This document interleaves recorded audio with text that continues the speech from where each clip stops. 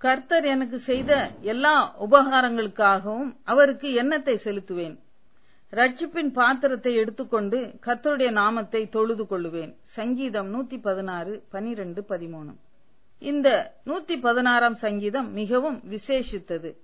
நமது இரட்சகராம் இயேசு கிறிஸ்து தமது கடைசி போஜனத்தின் போது யூத முறைமையின்படியே இச்சங்கீதத்தை பாடிவிட்டு கெத்செமனேக்கு கடந்து சென்று சிலுவை மரணத்துக்கு தன்னை ஒப்புவித்து சர்வலோகத்திற்கும் ரட்சிப்பை உண்டாக்கினார்.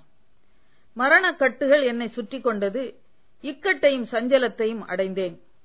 அப்பொழுது நான் கர்த்தருடைய நாமத்தை தொழுது கொண்டு, கர்த்தாவே, என் ஆத்துமாவை விடுவியும் என்று கெஞ்சினேன் என சங்கீதக்காரன் கூறுகிறார்.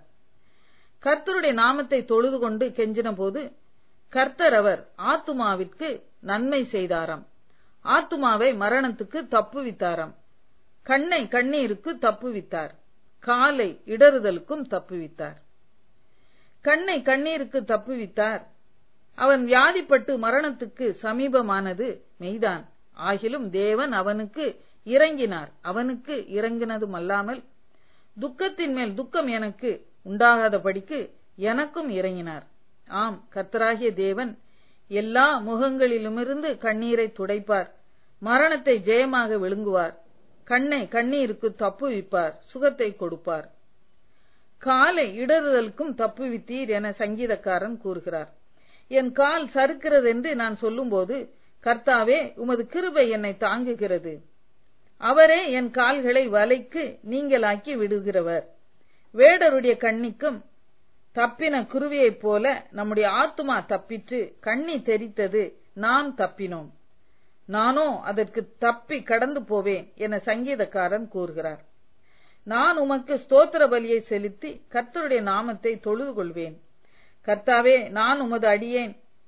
நான் உமது அடியாளின் புத்திரனும் உமது ஊழியக்காரனுமாய் இருக்கிறேன். என் கட்டுகளை அவிழ்த்து விட்டீர். நான் உமக்கு ஸ்தோத்திர பலியை செலுத்தி கர்த்தருடைய நாமத்தை தொழுது கொள்வேன் என்று சங்கீதக்காரன் சொல்கிறார்.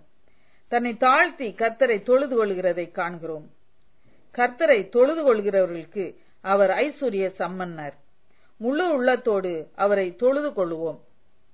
கர்த்தர் எனக்கு செய்த எல்லா உபகாரங்களுக்காகவும் அவருக்கு எண்ணத்தை செலுத்துவேன். ரட்சிப்பின் பாத்திரத்தை எடுத்துக்கொண்டு கர்த்தருடைய நாமத்தை தொழுது கொள்வேன். ஜெபம். தேவனாய கர்த்தாவே, உம்மை உயர்த்துகிறேன். என்னை தாழ்த்தி பணிகிறேன். நீர் பரிசுத்தர். உமக்கு மகிமையை செலுத்துகிறேன். என்னை ஆசீர்வதியும். ஆமேன்.